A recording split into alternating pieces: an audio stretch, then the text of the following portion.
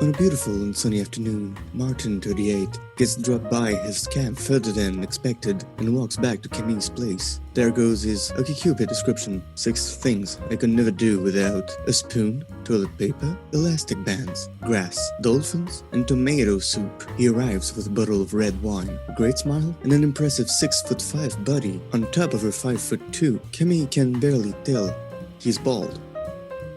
Normally, where would you meet a first date? Usually in the park or in a bar. That's boring, though. It's always the same thing. I'm like, this is very original. No, this is super original. That's why I was like, fuck it, let's just do it. You know? Props to you. That's like really, really, really nice. This is the first time that I have a first date with somebody. With microphone? That is with a microphone right in front of my face. Where it's like everything you say kind of will be used against you in a court of law. Well, I mean, I guess. No. I'm joking, but yeah, where do you usually meet people? Do you meet a lot on the app, or like you prefer in real life? Honestly, I prefer in real life. Yeah. I find it, but like the whole COVID situation has made that even more.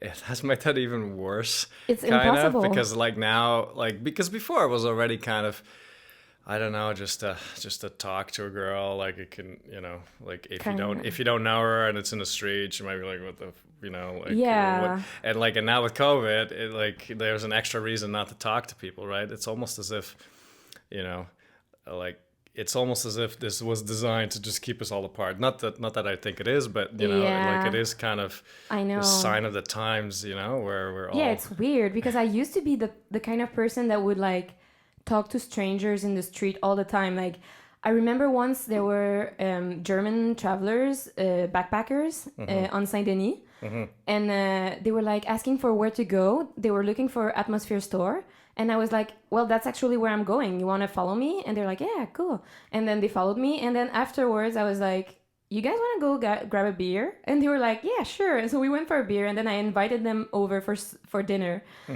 And they just came, and we had like they brought people from their hostel, and we just had like a huge meal with wine at my place. I mean, they're strangers from the street, but that's the kind of thing I love to do. I love meeting new people, and that's kind of the thing with this podcast too. I mean, a date or whatever it is, I just love people, and I love to meet people. So I miss that. Yeah, no, for sure. Well, what do you think? What do you think will be the lasting impact of COVID?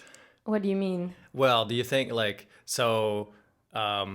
Let's say before 9/11, you could get through the airport security real easy, and then 9/11 happened, and then since then, it's 20 years since then, and we have to basically almost strip ourselves down to our underwear when we get to the air. So I just wonder, in 10 years from now, what is the lasting impact of COVID? So 10 years from now, COVID is going to be gone, right? Like, well, hopefully. Well, but are we still going to be like washing our hands when we get into a supermarket, or are we still going to be wearing a mask in certain situations that now before we didn't? I guess like right now, wearing a mask is just like normal. I mean, not wearing a mask is weird, almost already. Yeah, maybe. Like the other day I walked halfway through to the metro, and I'm like, shit, I forgot my mask. Yeah, you know? I still forget it sometimes too, and it's a pain in the ass. It's one of the 4 things now that you need when you leave your house. It's your keys, your wallet, your cell phone, and your mask now. That's true. And the mask is basically the most important one. Yeah, it's crazy. Because you just can't get in anywhere.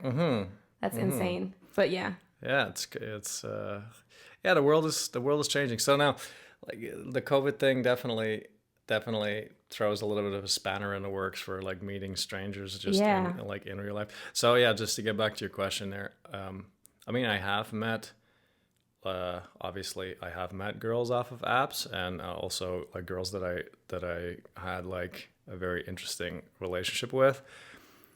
But I don't know, like like if I look back, like the times that I actually met a girl just in a bar or randomly on the street or at whatever dance class or something, it's always been, well, not always, but I think in general I would prefer that. I would prefer that to an app. Yeah, same. Because the app, it's very, I don't know, it's kind of, it's very impersonal. Like, how do Yeah. you stand out? But here's a good question for you. How do you stand out like on an like app? on an app? Like You write down swipe right if you want to be part of my podcast. Well, yeah, that's true. Works pretty well for me. That is true. Okay, so what? Like all the guys that text you or all the people that text you are like, can I be on your podcast? Not now. Like I said earlier, if I'm not interested, I'm not gonna like bring you home for a podcast. Like I need to like read your profile and be like, okay, this person seems interesting, and I want to have a conversation with this person and might have a relationship. Like I don't.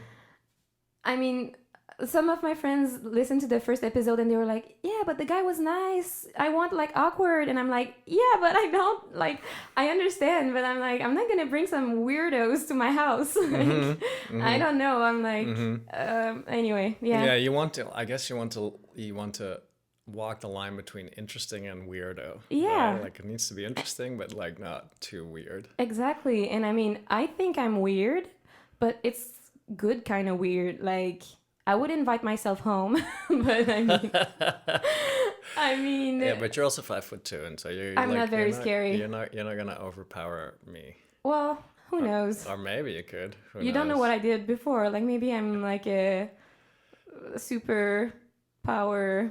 Super powerful. We could do. I don't know what like, I'm. We could do an arm wrestling competition afterwards and see who wins. Yeah, well, yeah. Maybe I will tell to everyone after that I lost, and I will. That you lost sad. or that you won? Who knows? You think? Who knows? No, I think there's zero chance you're gonna win. But you know. Yeah, pretty much. Well, listen. Like I'm a scientist, so or like at heart, I'm a scientist at heart. What do you do? I'm a software developer. I'm in computer graphics. Oh, okay. I used to make video games, and now I have my own software company. I've had it for a while. But when I said I'm a scientist, it's more like a scientist at heart. So in the sense that I am never 100% certain about anything. I'm always willing to have my mind changed or be like, like I don't know. So I like technically there is a possibility that you would win an arm wrestling thing, but like I'm very certain. Like I would put a lot of money on Okay, let's winning. say I would lose. Yeah, who knows? Who knows? What would you win at? Hopefully at being funny. Hopefully, because I paid like $15,000 to be funny. Yeah. All right, be funny. Oh my God, that's not how it works. You see, you laughed. No, but I don't know. I like to be funny, but I don't want to win at being funny. I just want to be. Yeah. What I would win at? My God, I'm pretty good at board games. Okay. I probably 90% of the time win. Okay. Any board game. Do you get really competitive? I am. I'm like, if I don't win, I'm like, fuck you, asshole. And I'm like, I become really mean, but I don't believe it. I just can't help it. Okay. So, what's your favorite board game? I haven't played in a while, but I like Catan and I don't remember the names. Les Aventuriers du Rail, but I don't remember in English. Yeah, I think Katana is really nice.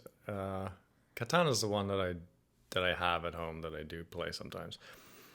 Yeah, it reminds me of like when I was a kid playing Monopoly with my cousin, and he was just better at it than me. And like he would kind of let me live, like for a bunch of rounds, but then after a while he would just own everything. And he'd be like, and I would fall on the street again. He'd be like, you know what? I'll do you a favor. Just you pay half, and it was like, it was just drawing it out for a long time. Last time I played Monopoly, I was just like, you win. After like 10 minutes, I'm like, just buy all, like just take my money. I can't. Yeah. Just that game, I just can't. Monopoly. Yeah. Well, apparently there's like world championships for Monopoly where Seriously? people are like, yeah, but dude, there's world championships for everything. People are so so weird. Like I don't understand sometimes why people love some things that much. I don't know. I like if that's you a get- pretty like basic game. Like, Yeah. what do you like about it so much? Well, I don't know. Maybe it's a metaphor for capitalistic lifestyle. Trying to amass wealth, and it's. I always liked it. Monopoly was Yeah, fun. you do. Monopoly was fun. Yeah. We don't have a lot in common. I'm disappointed. No, I'm kidding. It's okay. That's just a board game. it's fun. Okay, this date is over, people. Yeah, sorry. We're leaving right now So- because she doesn't like Monopoly, and Yeah, how can it work? Mm. What are we gonna do? I don't know. Well, we could keep doing podcasts. Who knows? Oh yeah, maybe. Yeah, Maybe we'll become famous. it could be. Could be. How many people do you have on? How many listeners do you have? I have no idea Okay. because I just started. Yeah. So we'll see. I think the main thing is just to keep going. Yeah, Just do I that. don't do it to have listeners. I mean, I would like it, but I mean, I do it because I want to do it, and we'll see how it goes. Like, Yeah. whatever.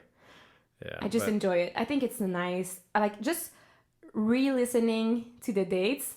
I'm like, that's interesting. Yeah, that's super cool. I That's like it. really interesting because it gives you a real good idea of how it went. Because sometimes, I don't know, you drink wine and you're like, oh yeah, it was nice. And then sometimes you listen to it and you're like, it was okay. But like, I don't know, when you're like in another mood, you can be more like objective. Mm-hmm. And sometimes you're like, oh, it wasn't so good. And then you listen to it and like, oh no, it was pretty cool. And then, so I don't know. It Okay. just, it gives you another point of view on the date, actually. That is true. Yeah, I agree with you. And also the nice thing is that years down the line, you can see what did I do in September of Yeah. 2020. True. So that's what. Yeah, I like making videos, and like I have had I made some videos of some like adventures I had in the past, or I went traveling, and Yeah, I you like traveled to- a lot, right? I haven't traveled that much, but like lately in the last like 2 years, I've really Okay. gotten the bug of like, because like I realized that because everybody always says oh, one day I want to do this, or one day I want Yeah. to do that, but then at some point like as you get older you realize like, well, that like someday has to turn into today. Yeah. At some point, because if it doesn't turn into today, then you're never gonna do it, right? So yeah, so in the last couple of years I've really gotten that. So I've traveled a lot Where more. did you go? I went to Costa Rica. I went to Italy. I went to Peru last year. That was Nice. to the Amazon. That was Very really cool. cool. And I also last year I went to Australia for Nice. for a month. I Cool. I sailed along the west coast of Australia. Oh, West Coast? Where the sorry, not the East, East Coast. Okay. Where the I was like, that's unusual. where the Great Barrier Reef is. Yeah, I went there. I was there for 3 months. Nice. Yeah. Where did you go? I did all of the East Coast also, Okay. but Yeah. With a car. Okay. Sleeping in a car with my best friend. Nice. Did you go Yeah. there and buy the car there? Because when I Oh was no, in we rented it. okay, when I landed in Melbourne, I was in the first few days I was staying at a hostel. Yeah. And right across from the hostel, there was this store that looked like it was specifically put there for hostel people, because it was like, you want to see Australia by car, Yeah, like yeah. buy this car. Yeah. They were selling cars for like I know. I don't know, $3,000 or Everybody $4,000. would buy cars and then sell them when they would leave. Mm-hmm. Like everybody was doing that. And afterwards we're like, we should have done that, because Mm-hmm. renting a car is pretty expensive for Mm-hmm. nothing. Like we could have easily buy one and Yeah, sell buy one and sell it. Yeah. Like although I wonder if they will probably still make a lot of money off of that, but yeah. Yeah, what was for sure. what was the coolest thing you did in Australia? Was there anything that stood Oh my out where you're God. like Hard to tell. I don't know. What? Oh my God. Australia. I traveled a lot. I mean, we were poor, so we would not do much.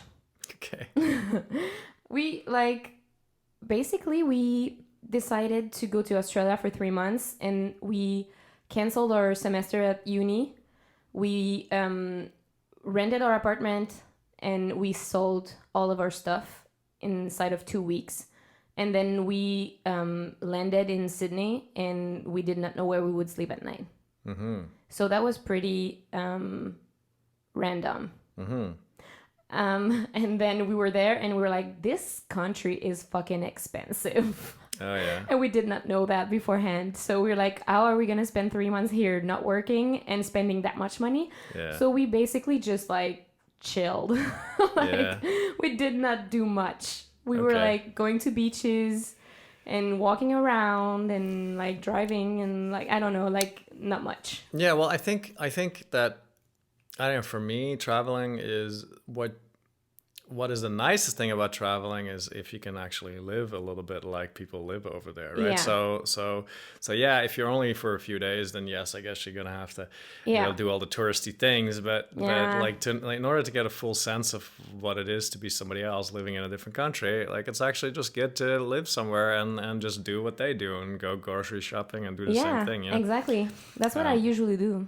Actually. Okay, well, that's cool. And one thing that I can really recommend, that's one thing that I did that is really cheap. It's incredibly cheap, and it's an incredible adventure. Is to go on somebody else's sailboat and help them with sailing. So sailing is one of the things that I like to do. Yeah. And I used to have a sailboat here for a long time, but like Montreal's not the best place for sailing. No, probably not. Because it's a very short Summer. season, and also the water here is like it's very shallow and all that stuff. But yeah, I went over there, and first I went to Melbourne, and this was in November last year. So you brought your own boat there? No, I didn't bring a boat there. No. Okay, I was like, wow. No. I was there, and I wasn't planning on going sailing there, but then I was down in Melbourne, and it was cold and rainy, and I'm like, this is not why I came to Australia. You know, if I wanted cold and rainy, I could have stayed in Montreal. Exactly. And then at one point, I went on like this website for where Workaway, where captains can seek crew. Okay. Where boat captains can seek crew. Interesting. And so there are websites for this, and you just make a profile on it, and it almost feels like a dating profile, really? because in a sense, you still try to present yourself as a cool dude, person, and then I for the first couple of days I didn't get any responses, and then like a day later I had 3 responses with people that were like, like it would be great if you came, and so I was in Melbourne, and then I met this guy in. Airlie Beach, which is which is all the way or not all the way, but like it's in the tropical zone. Yeah.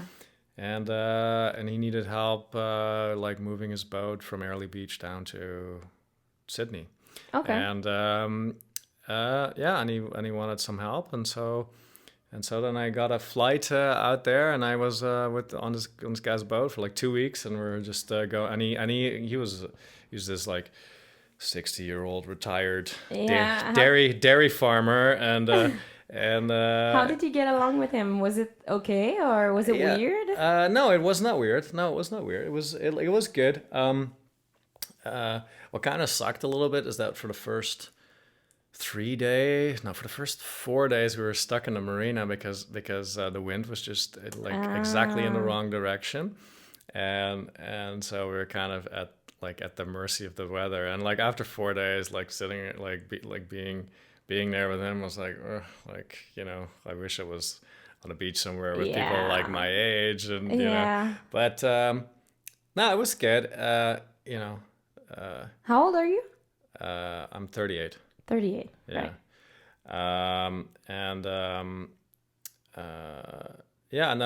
then after 4 days, we could finally go, and then we went from island to island because this guy had sailed around that coast for like 10 years, and so he knew everything about everything, and we went to these uninhabited islands, and we met this hermit on on an island. Yeah, it was cool. A hermit that lives on an island? Yeah. Well, officially a hermit would be somebody that never meets anyone, but this was a guy, just a very bohemian, old guy that lived on an island, and he lived there for 20 years, and the only visitors. Well, yes, alone, but he would get visitors. He would get cruisers, people that would like anchor their boat there. Wow. And that was just a super cool guy. He had like a tree house, like a crazy, amazing tree house that like it's something out of a movie, really. Wow. Yeah, so I could really recommend this to Yeah. recommend Yeah, I this would to anyone. eventually like to do that. Like I always said that I would like to have my own sailboat and like go around like Well, you know, everywhere. if we, But you know, I well, mean, if we connect, and maybe we could do that. Because I like I said, I used to have I just sold my boat last year. But I'm planning on buying a new one, but like not in Montreal. Like, yeah. but like the whole sailing around the world thing is definitely something that Yeah, that my I've been God. thinking about for a That long sounds time. so good. It's because I think a boat or living on a boat is just one of the few things that you can still do in 2020 that is not completely regulated to death, you know, and you can go to places where normal people cannot go. And also you have to be self-reliant in a sense. Yeah. If you're you know on the ocean and something goes wrong, then you kind of have to fix it yourself. And Yeah. there's something about that I find very kind of romantic, you know, that Yeah. it's still one of the last things where you can conquer nature in a sense. Yeah, I know what you mean. Or You have the power, basically, like of your Yeah. own destiny. Exactly. But that also makes it kind of scary a little bit. Of course, very scary. Like when I have my boat here, like, you know, sometimes you invite a whole bunch of people on the boat, and in the afternoon you're having a barbecue and you're sailing around and everyone's having a great fun. But like on the back of my mind is always like, okay, but like we gotta be safe and we gotta not. And it sounds kind of maybe like but here in Montreal you're gonna be safe. But like on a sailboat, you always have to, especially in a river where the water is flowing and you don't really have well, you do have an engine, but like normally you don't use an engine, and so it's easy to get stuck somewhere or to get into trouble. So that was always in the back of my mind, you know. And I can Yeah. imagine if you're on the ocean, you know, that's why also I went with another guy on the ocean, because I'm like, the first time I go on the ocean, I want it to be Yeah. somebody else's responsibility. For sure. I would do the same. I would be like, okay, you do like whatever you need to do, and I'm Yeah. just there. Yeah. No, Yeah, but it's pretty risky. Yeah. No, but it's awesome. Yeah. And yeah, and I like to make videos of those kinds of things. Yeah. So that I can see afterwards. Yeah. I can go back and I can revisit it. You know, it's maybe a little bit for other people, but mostly for myself. And I guess maybe that's the same thing for you. Exactly. Yeah. The same for all of my trips.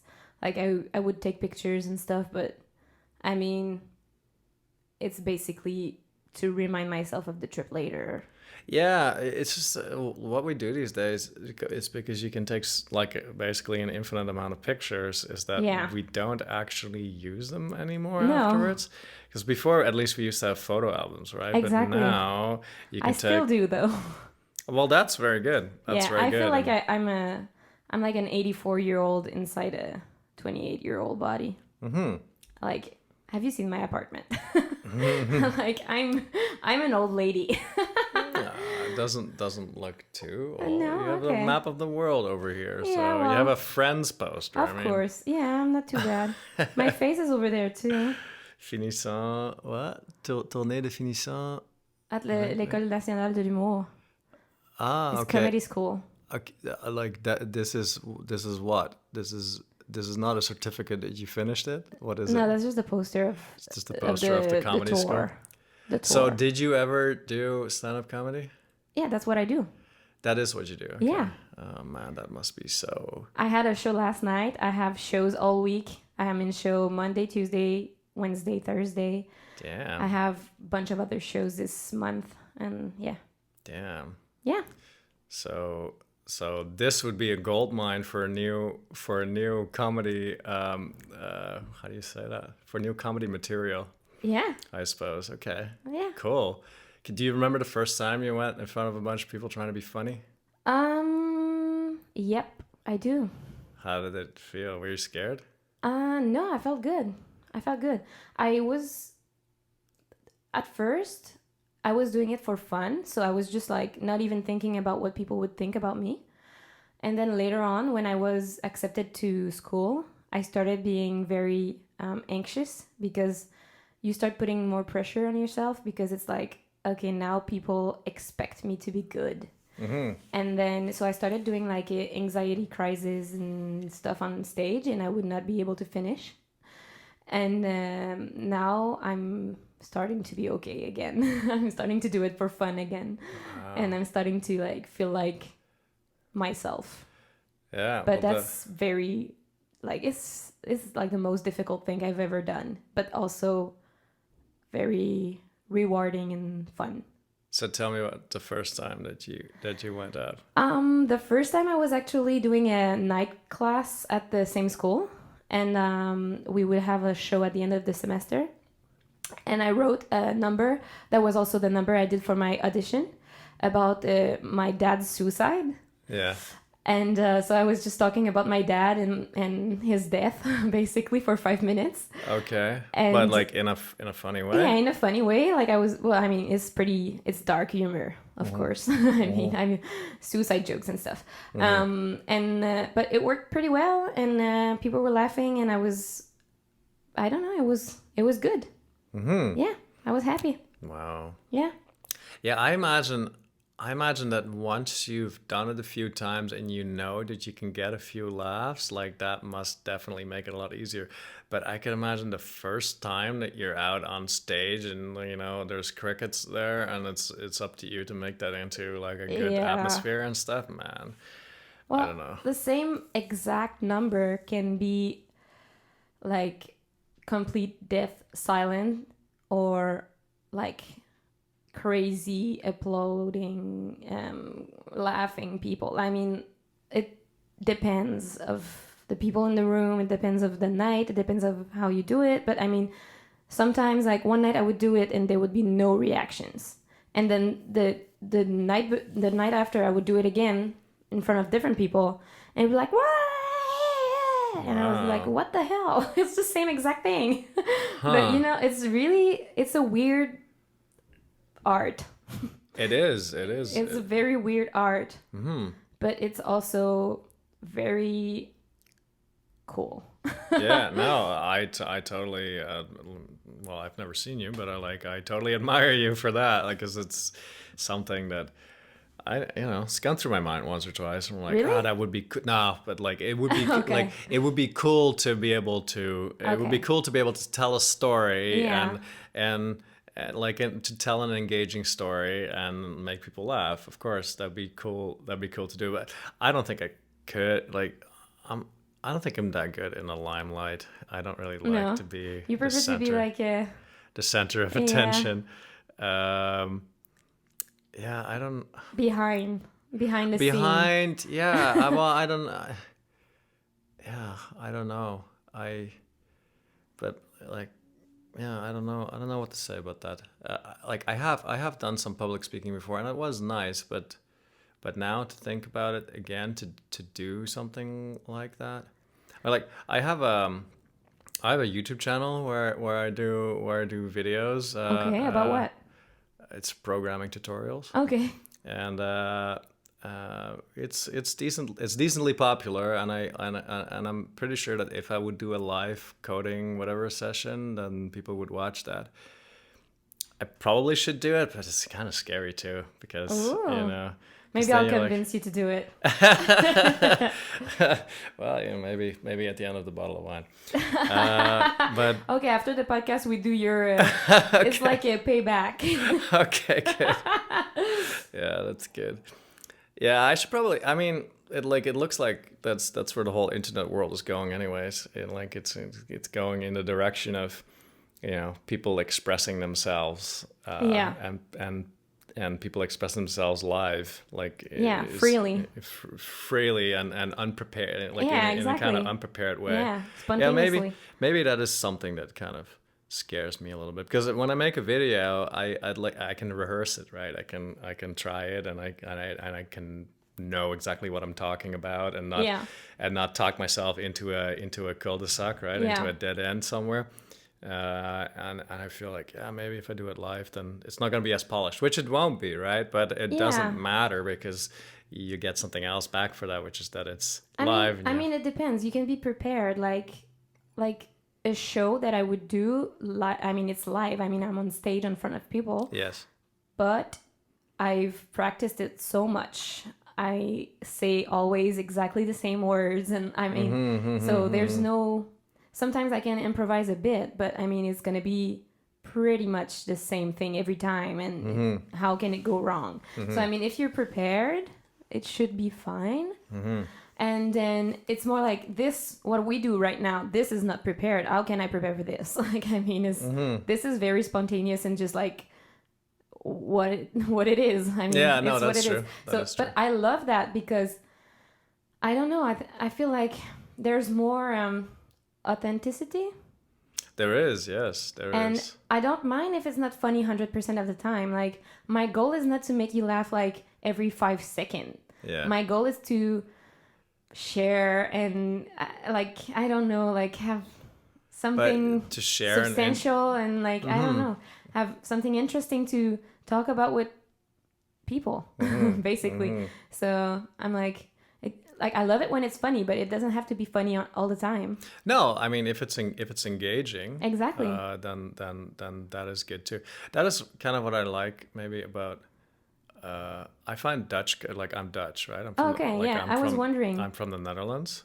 Cool. I grew up there, and we have also, well, obviously like any other country, kind of stand-up comedy, but like in the Netherlands, it's much more involved with theatrics and with music as well. Yeah. So a lot of kind of quote unquote stand-up comedians, they also can play like a really touching song or something like that, which I kind of like because it kind of it kind of encompasses much more than just being funny. Yeah, you know? yeah. Whereas I find North American stand-up is its own thing, and it's absolutely great, but it is kind of different from the stand-up that I'm used to. Cool. Maybe you would like my stand-up then.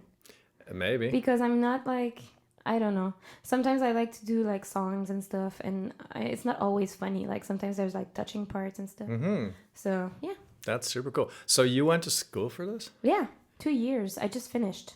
That's so cool. Yeah.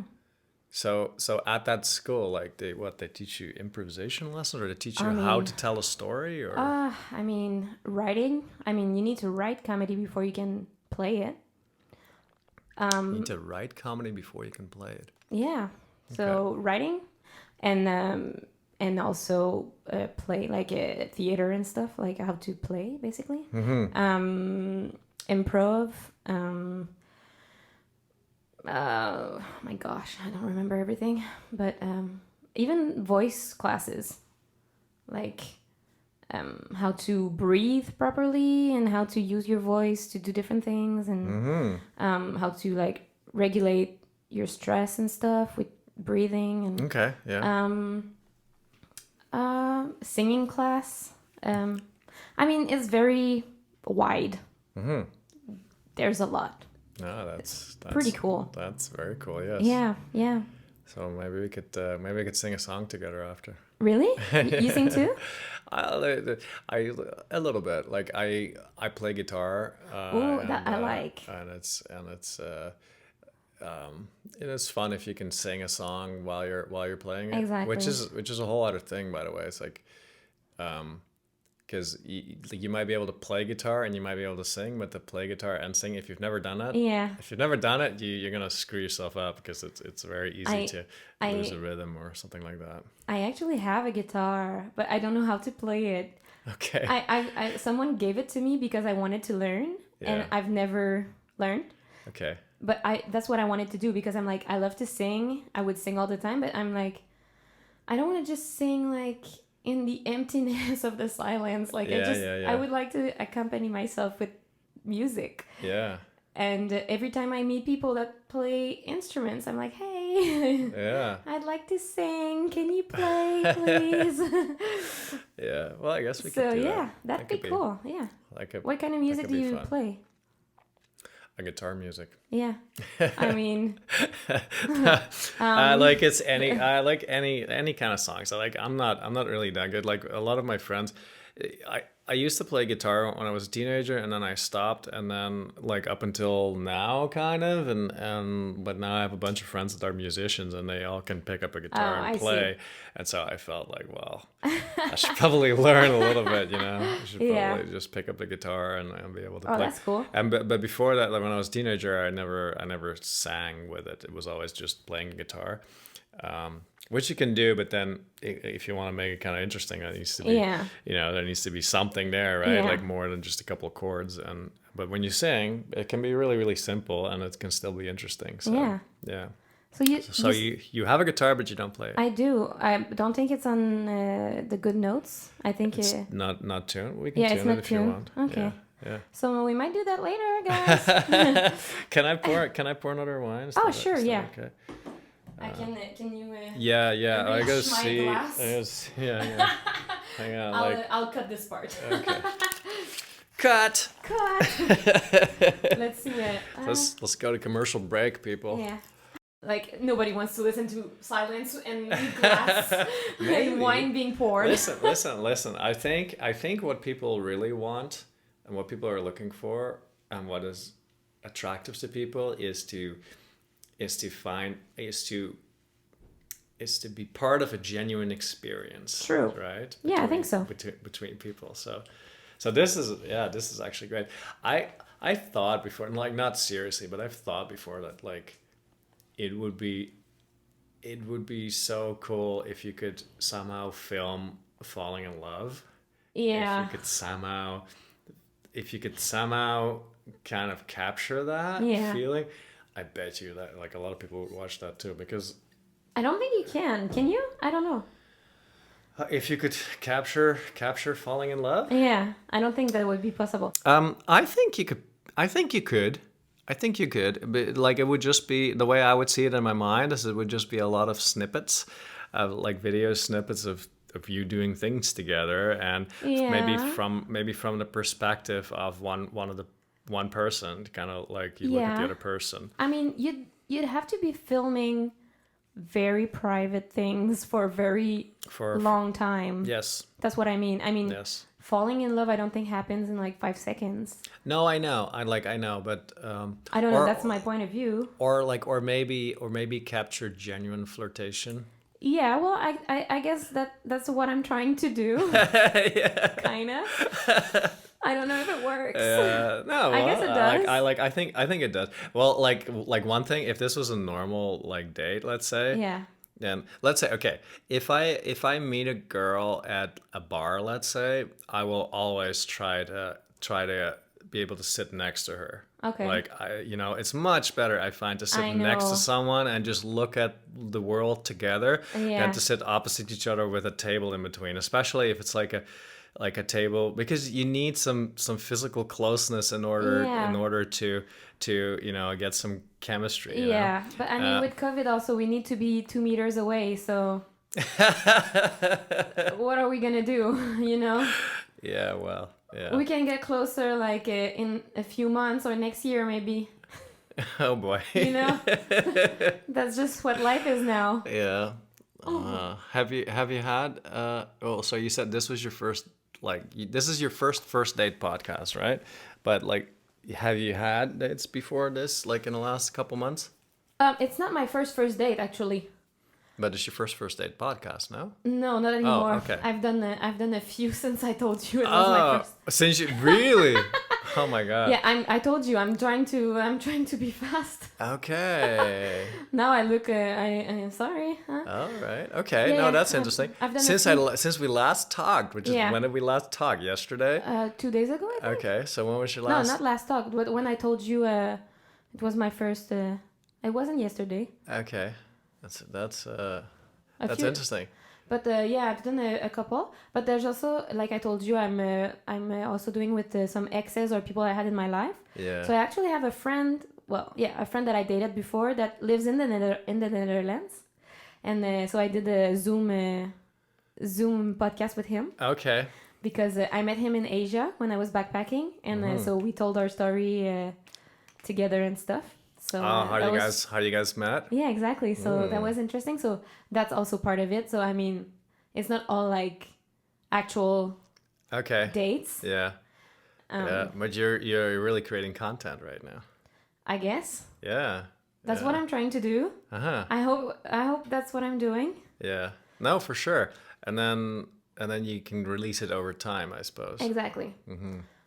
Because I said, I don't want to be like dating every week for the next months. Like, if I connect with people, I will want to see them again. So yeah, I don't want to have to. So I'm trying to like fast forward into a bunch of them, and then I can see the people I like and not the people I did not like. No, for sure. I guess that's kind of like a reality TV show, like, but not really. I don't know how to say, but have you seen like Love is Blind? Or have you heard of it? No. Because what's the premise? Before, when you said like, I wish we could film people falling in love, yeah, that show is kind of crazy. It's like they put like a bunch of dudes and a bunch of girls, and they can never see each other, so they go on like actual blind dates. Like they're in pods, and there's like a wall, so they can't see each other, and that's like that for a while. And then the only way to choose someone and see them is to ask them to marry you. Come on. So they're like, after a couple days or weeks, they're like, would you marry me? And they're like, yes, I will. And then they can finally see each other, and you're like, what the hell? Just to like prove that love is not based on looks. But it is. But it is kind of. But I'm not just on looks. It's based on a lot of things. I know. Well, for me, it is. For me, it's based on a lot of things, but like physical attraction has to be there to me. It's part of it, for sure. It's part of it. But I think physical attraction can come with intellectual attraction. Yes. Sometimes. Yes, to a certain extent, it can. But yeah, I gotta be honest here that I think that the physical attraction, if the physical attraction is not there, then if the person is like super cool, they would just be a friend. I wouldn't be. I guess. Yeah, like, I guess that's true. Yeah. It's like I don't know. Maybe for different people it's different. It could be that. Yeah. Maybe it could be that for you. It's different. Has it ever happened to you? Did you met like someone and you were really not attracted to them? You're like, I don't like whatever. Yeah, it happened a lot actually. And then over time you really. Not over time. Over like one day. Over one day. Like over one conversation. Okay. Like I just need to talk to the person, and I'm like, oh wow, this person is awesome. And now I see them beautiful. Okay. Yeah. Sometimes, not always. I mean, it depends why, like, what you look like. I mean, sometimes some people are just not attractive enough that their personality can't make it they work. Can't they can't overcome their physical I mean, it's not issues. that I'm not saying they're ugly, but I'm just not attracted. Yeah. Sometimes it's not even the looks. I guess it's the pheromones. Like I don't even know. Yeah, no, it could. I don't even know what it is. No, it could totally be. It could totally be. Like I once met a girl that I was attracted to, and we kind of hit it off, and then we started flirting, and then we got closer, and then at some point I smelled her neck, and it's just I just didn't like the smell. It was just like, wow. I don't know. It wasn't like she wasn't unwashed or whatever, but there was just something about it. It was what did it smell? Well, I you know how somebody's body smell can just like, if you like them or whatever, it can just be smell somehow super nice. But then with her, it's just there was just something about it that turned me off. That's funny you say that because it happens to me a lot. Oh yeah? Yeah, the smell is very important. Yeah. Oh. Sometimes I smell someone, and I mean, I'm not like going around smelling people. That sounds like I'm like a dog.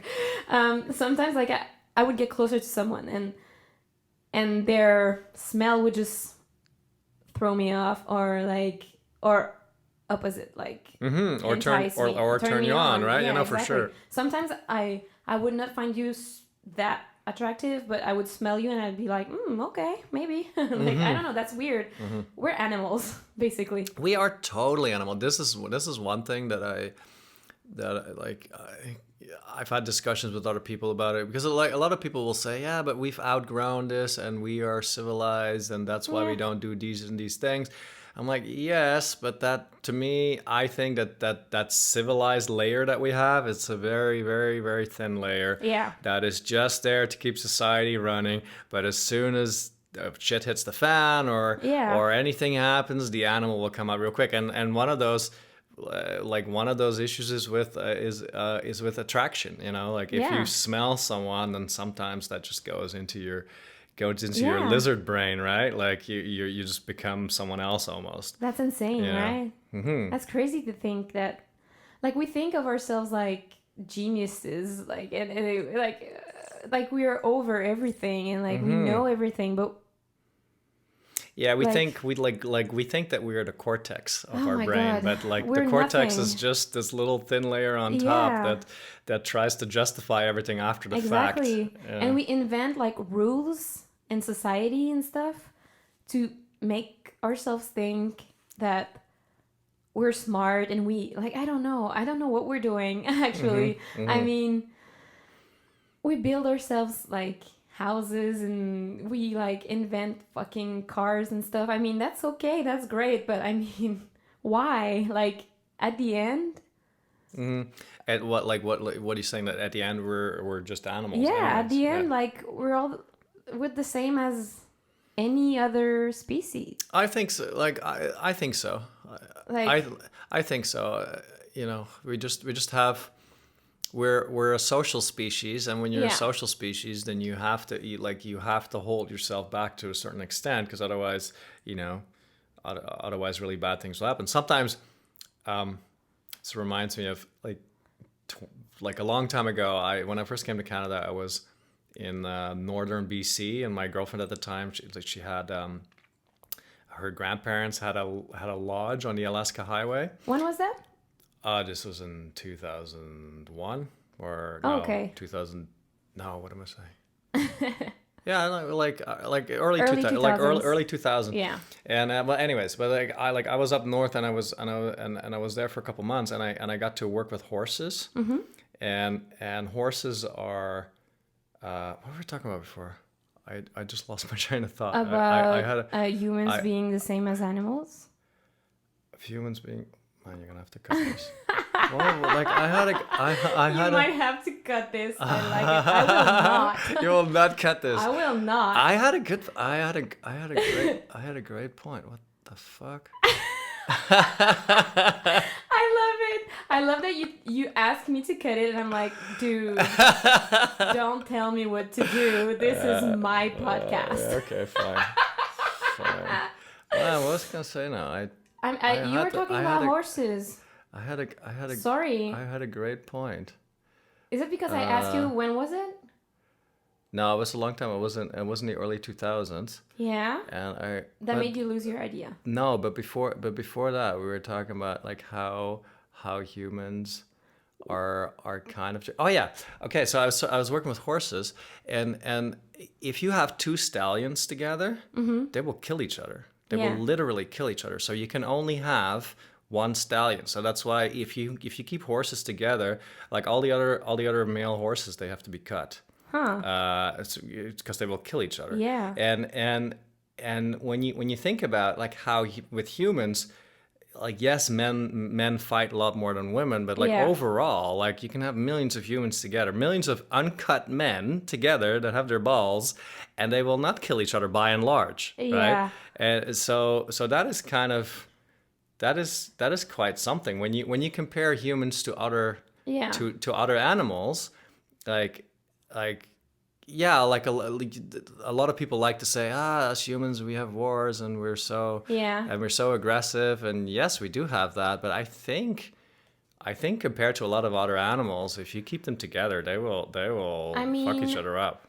I mean, I think like male humans, I don't know if I can say that, men are the like killers are mostly men. Yeah. So that's a thing. And then people who start wars are mostly men. And okay, sorry, I'm starting to be like in my feminist like speech. Well, we can like I love to talk about these things. It's just that like sometimes what happens when you start talking about these things, people start getting offended and stuff, and like that's what I wouldn't want. Yeah. But yeah, continue. No, I won't get offended. I hope you won't. Anyway, yeah. So we can compare like the horses to humans in that way, that men are also more aggressive and they are, and everything. And I was also going somewhere with that, but I also don't remember. Ah, okay. Well, I think the wine is already the wine is already working. kicking. Yeah. Who knows? Anyway, but like we're just animals in a sense. We're animals with a thin veneer of civilization on top. Yeah. Well, and that is that's what I was gonna say. Sorry. I was just gonna say that, we decided to have like a society and laws to make sure that less people do things like that, like murder and stuff. I mean, because we like put prisons and stuff. I mean, we try to make people not want to do those things. But horses, if they kill each other, what's gonna happen? Nothing. There is no repercussion. Exactly. Yes. Yeah. So we're smart enough to put those things there to like make people not do that. Yeah. Well, that's what you get when you live inside of a hierarchy. Then you have one disadvantage is that you can't do whatever you want, but one advantage is that like the violence is cut down significantly. Yeah. Right? Exactly. I was just with my friends yesterday. I'm like, and they're complaining about big government, and yes, there's many things to complain about.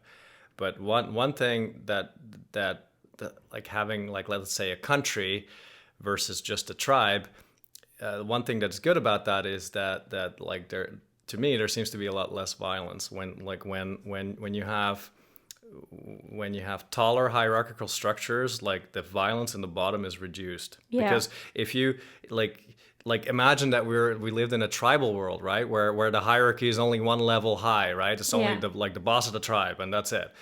Well, then every other tribe is a potentially life or death situation, right? When you meet another tribe. Yeah. And so yeah, like in that sense, civilization has built up this whole hierarchy where you have whatever, the mayor, and then you have the boss of the province, and above that the boss of the country, and above that whatever, like that has the advantage that we don't have to fear for our lives every day. Exactly. Which is good. I like that. I mean, I'm not complaining. I'm just trying to explore why it's like that. And before we finish recording, because we're almost done, it goes fast, huh? Yeah. I know, I'm interesting. No, I'm kidding. Like, you are interesting. Thank you. You said you were from the Netherlands, and you said you arrived here in the early 2000s? Yes. So I'm interested, like, why did you decide? Why did I come here? Man, I've always known when I grew up, as long as I can remember, I thought that I'm not gonna stay here, and the reason why, not because the Netherlands is a bad place, because it really isn't. It's actually it's a great place. It's a very well organized. It's very clean. It's very socially aware. It's a great country, but one reason why I wanted to leave is that I couldn't see myself just live like 2 blocks from where my parents grew up and live my entire life there with all the people that are around me, because I figured, why not go somewhere else and learn something about a different culture or like different kinds of people, right? And I think Montreal is great for that, because in Montreal, man, like, why did you pick Montreal? Well, I had a Canadian girlfriend at the time. Like first I went to Vancouver, and then I met a girl there, and she became my girlfriend. And then I wanted to stay there, but I couldn't get a job. And then I went back to the Netherlands, and then I sent out a bunch of resumes, and then in the end, I got a job in the UK, and then I worked in the UK for 2 years, and then my boss in the UK wanted to leave to go to Montreal to start a studio, and then I was still with my Canadian girlfriend at the time, so I was like, well, let's just go there, and then I'll stay there for 6 months, and then I have my foot in the door, and then we can go to British Columbia. Yeah.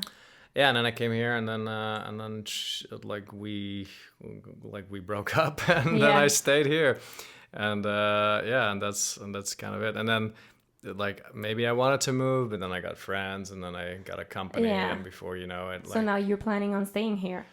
I'm not sure. Like I'm never sure if I would want to stay here all the time, but I have so many friends here now that like it's just hard to leave. It's just that. You know, the fact that there's no ocean here and the fact that it's very cold here is kind of. I mean, it's the cliche Montreal, I understand, Montreal thing, but like, I mean, I really like it here in the summer, but in the winter, it's just depressing. I hate it so much. I was born here, and I've always hated it. Mm-hmm. Always. Mm. Like. So why did you never go anywhere else? I did. So you went to Australia for 3 months? I lived in the US 6 months a year for 3 years. Okay, cool. And I was in Asia for 7 months. Awesome. And I was in Australia for 3 months. And I was in Europe for a month and a half. And I went a couple times again. And I was in South America too. I mean, I've traveled a lot. Like I was never here for like 5 years, basically. Okay. Yeah. That's cool. Yeah. So yeah, I was escaping. Yeah. But now I'm glad I'm back, and I learned to love Montreal, and I'm really good here, and I'm like installing, like I have my place, and I'm really happy and trying to do comedy and stuff, and I love it. But maybe someday I will want to have a sailboat and go all over the world. Who knows? Yeah. Well, so before you do that, go on that website and help a bunch of other people, because you could be gone for 6 months and you could be spending $5,000 in 6 months, and have an amazing life. Well, that's basically what I did in Asia too. Mm-hmm. So cheap. Mm-hmm. So yeah. Yeah. Someday I'll do that. Asia, I've never been to Asia. Oh my God, you need to go. It's so awesome. I'll check that. Check that out. You need to check that. So that's it. It's been an hour. Okay. So we go off record now. Okay, good. Let's go off the air and let's figure something else out. So my date with Martijn was really great, actually. We had a lot in common, and I mean, he's from another country and he's traveled a lot, and so we had a lot of things to talk about, and he was very smart and interesting. So yeah, I would definitely see him again. Thanks for listening. See you next week. Bye bye.